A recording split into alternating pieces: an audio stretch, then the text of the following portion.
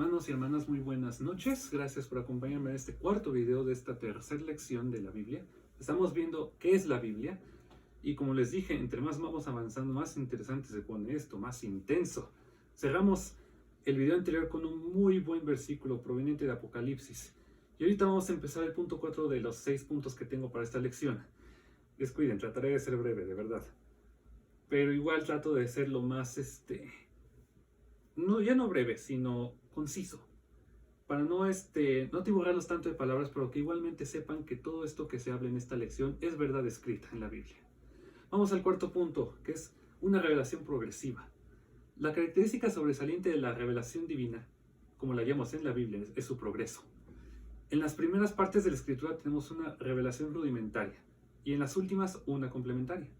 Así como una persona que ha estado mucho tiempo en la oscuridad tenía que acostumbrarse poco a poco a la luz del sol para no dañarse los ojos, así también Dios ha tenido que preparar durante milenios a este mundo entenebrecido hasta que el sol de justicia alumbre toda la tierra. Así como se dice en Malaquías 4:2. Como un buen texto de enseñanza, sigue un plan en el que expone su materia de lo sencillo a lo complejo, de lo conocido a lo desconocido. Así también la Biblia sigue un método pedagógico en el que nos lleva de lo terrenal a lo celestial, de lo físico a lo espiritual. O sea, es como si, es que de verdad somos niños espirituales. Esta es una de las razones que explican el milenario proceso de formación de la Biblia. Vamos a ver estos subpuntos. Primero, vemos que la Biblia tiene un progreso cronológico. La revelación de Dios se desarrolla en el tiempo. Abarca el ayer, el hoy y el mañana. Por esto, la Biblia comienza con la historia, revelándonos el remoto pasado en el libro de Génesis, y comienza con la profecía en la que nos descubre el futuro desconocido, es en Apocalipsis. Y aún más, al relatar hechos que sucedieron antes de la creación del mundo y otros que trascienden el final de los tiempos, la revelación de la Escritura se extiende desde la eternidad hasta la eternidad. Sonó redundante, pero es una verdad. Vamos a ver que también tiene un progreso evidente. Se ve un progreso evidente en el curso de la revelación del Antiguo Testamento y de la del Nuevo Testamento. En la antigüedad Dios habló a los hombres por los profetas, en los días postreros por su Hijo. Esto lo vemos en Hebreos 1:1 y 2. En el Antiguo Testamento Dios se reveló como uno. En el Nuevo como trino. ¿Qué es un trino? Es un tres, o sea, es tres. O sea, es una unidad pero de tres.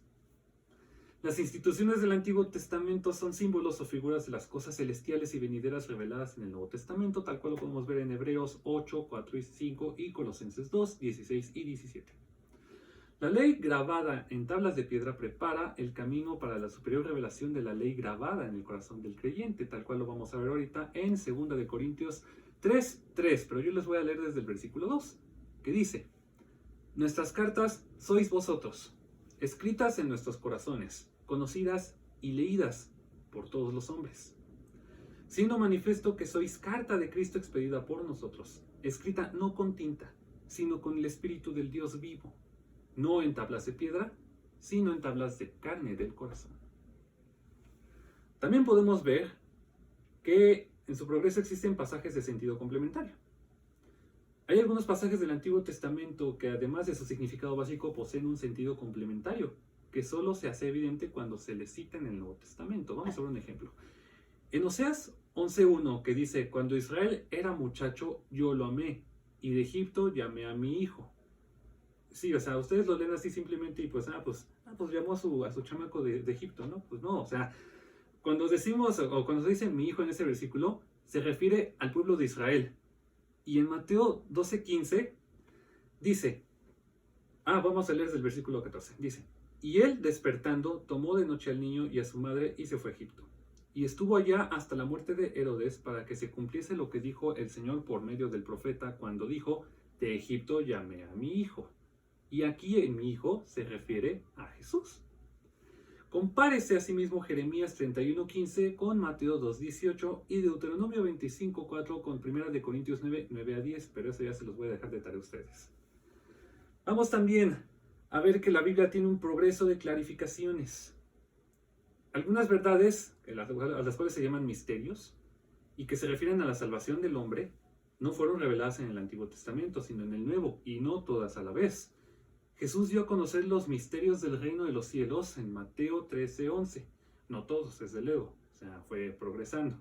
Pablo mencionó otros que Jesús nos reveló durante su ministerio terrenal en Romanos 11, 25 a 36, Romanos 16, 25 y 1 de Corintios 15, 51 a 58, también en Efesios 1, 9, 10, Efesios 3, 3, 6 y Colosenses 1, 26 a 27. Igual les encargo que lean eso.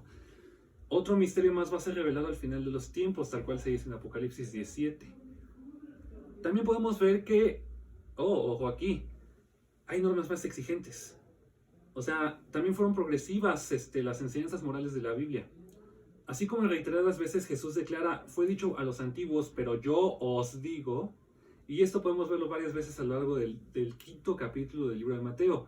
En Mateo 5, 21, 27, 31, 33, 38 y 43, en todas esas veces Jesús citó las leyes de los antiguos, o sea, leyes que estaban escritas en el Antiguo Testamento, pero después menciona, pero yo os digo, o sea, llegué aquí para imponerles nueva ley, nuevos mandatos. En cada uno de estos casos los requisitos de Jesús fueron más estrictos y elevados que los de la ley de Moisés. Ahora sí, vamos a pasar al quinto punto, hermanos, el enfoque central de la Biblia. Las tres facetas principales del plan de la Biblia se centran en una sola persona, y esa es Jesucristo. Él es el Verbo de Dios, el Rey de Reyes y el Salvador del hombre, tal cual se menciona en Apocalipsis 19, 13 y 16 y en Lucas 2, 11. Por lo tanto, Cristo viene a ser el tema de la Biblia. La deidad habita en Él. Todas las cosas se reúnen en Él, y eso lo dice clarito en Colosenses 2, 9 y en Efesios 1, 10. Cada libro del Antiguo Testamento se refiere a Jesús. Y él mismo lo mostró, o sea, mostró que Moisés y los profetas escribieron de él, y eso se cita perfectamente en Lucas 24, 27 y 44 y Juan 5, 39.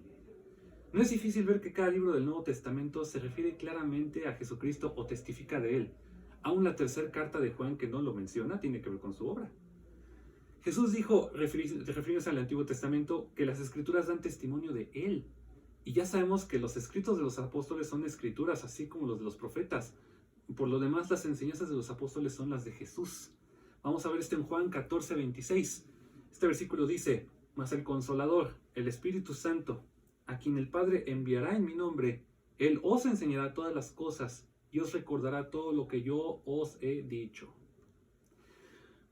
Y por último de este punto, en Hebreos 17 dice, he aquí vengo, bueno, se menciona entonces, dije, he aquí vengo, oh Dios, a hacer tu voluntad, como en el rollo del libro está escrito de mí. ¿Qué libro? La Biblia. ¿Qué persona? Jesús. La Biblia trata de Jesucristo, no hay más. Ahora sí, sexto y último punto de esta lección, hermanos, la palabra encarnada y la palabra escrita. ¿A qué me refiero? Aquí hay una estrecha relación entre Jesucristo y la Biblia, más que la de ser simplemente el uno el tema de la otra. Ya sabemos que uno de los nombres que se dan en la Biblia es la palabra de Dios, pero en Apocalipsis 19:13 se llama a Jesús el Verbo de Dios, y en Juan 1:1 y 14 simplemente el Verbo. Ahora, ¿qué es verbo? Pues literalmente es eso, o sea, significa palabra, por lo cual Jesús es también la palabra de Dios, por eso palabra de Dios encarnada. No nos es posible comprender esto último porque es un misterio, pero es evidente que el Verbo no es una simple metáfora aplicada a Cristo, ya sea el cordero, la puerta o el buen pastor. O sea, el verbo es un nombre, en este caso. Cristo es la palabra hecha carne. Esto se dice en Juan 1:14. La Biblia es la palabra hecha escritura. En Cristo la palabra se revela personalmente y en la Biblia verbalmente. El verbo es Dios manifestado en carne. La escritura es la revelación de Dios. Vamos a ver primero de Timoteo 3:16 y Juan 1:1, pero primero Timoteo. Dice, e indiscutiblemente, grande es el misterio de la piedad. Dios fue manifestado en carne, justificado en el Espíritu, visto de los ángeles, predicado a los gentiles, creído en el mundo, recibido arriba en gloria. Ahora pasemos a Juan 1:1, el cual dice, en el principio era el Verbo era con Dios, y el Verbo era Dios. No obstante las diferencias anteriores, Cristo y la Biblia también tienen asombrosas semejanzas. Como Dios, el Verbo es eterno, es decir, existía desde antes de la encarnación. O sea, podemos volver a ver esto en Juan 1:1 y también en Juan 8:56 a 58. Las palabras de Dios son igualmente eternas, ya que estaban en su mente antes de ser escritas, tal cual podemos ver en Salmos 119:89 y 1 de Pedro 1:25. Jesús fue concebido por el Espíritu Santo. La Escritura fue inspirada por el Espíritu Santo. O sea, eso podemos verlo en Lucas 1:35 y en 2 de Pedro 1:21. Y por medio de Cristo conocemos a Dios.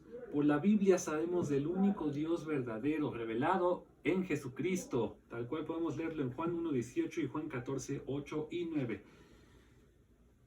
Les voy a hacer invitación a que nos vayamos ahorita a segunda de Pedro 1:21, discúlpenme. De una vez vamos a leer esta, dice, porque nunca la profecía fue traída por voluntad humana, sino que los santos hombres de Dios hablaron siendo inspirados por el Espíritu Santo. Ok, vamos a poner ya rápido fin a esta lección, hermanos. La similitud entre Cristo y la Biblia llega hasta la misma naturaleza de ambos. Así como Cristo es divino y humano, así también lo es la Biblia. Jesús nació y creció hasta llegar a la edad adulta. Vivió en un cuerpo sujeto a las mismas debilidades humanas. Tuvo los rasgos típicos de los judíos. Así también la Escritura se formó gradualmente hasta su terminación. Ha estado consignada en materiales perecederos preparados por los hombres y en formas de expresión y caracteres propios del Oriente. Con todo y todo, así como el Verbo divino vivió sin pecado, de igual modo la palabra de Dios ha permanecido sin error. Como Jesús es hijo de Dios e hijo de hombre, también así la Biblia es palabra de Dios y palabra del hombre. Notemos los siguientes ejemplos. O sea, el libro de la ley se le atribuye a Moisés y a Dios. En los salmos se encuentran las palabras de salmistas, las que a la vez son palabras de Dios. Los que dijeron los profetas fue dicho a sí mismo por el Señor. Y las palabras de los apóstoles son también las palabras de Dios. O sea, y en la Biblia lo dice, en la propia Biblia lo dice. Con todo esto, la divinidad y humanidad de la Biblia están tan íntimamente ligadas entre sí, que nadie podría decir con autoridad dónde termina aquella y dónde comienza esta. Es de veras un libro admirable. Y bueno, hermanos, creo que me emocioné demasiado y se me acabó la lección igualmente. Les invito una vez más a que si tuvieron alguna duda, si me explayé demasiado, si hablé muy rápido o alguna otra cosa, les hago invitación a que en los comentarios puedan escribir sus dudas y que igualmente dejen su asistencia después de ver todos estos videos. No hagan trampa. Muchas gracias por volverme a ver en estos videos, hermanos, y espero que se me permita la oportunidad de impartirles una nueva serie de lecciones. Por mi parte es todo y buenas noches.